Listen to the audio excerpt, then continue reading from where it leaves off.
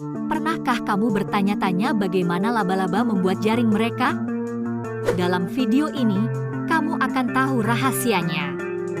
Laba-laba adalah ahli arsitek di dunia hewan. Mereka menggunakan benang yang kuat untuk membuat jaring. Pertama, laba-laba mengeluarkan benang dari kelenjar di tubuhnya. Kemudian, mereka membentuk kerangka jaring. Setelah itu, mereka menambahkan benang yang lengket di sekelilingnya. Inilah yang membuat jaring bisa menangkap mangsa. Beberapa spesies bahkan bisa membangun jaring dalam waktu kurang dari 1 jam. Menakjubkan, bukan? Jadi, sekarang kamu tahu bagaimana laba-laba membuat jaring.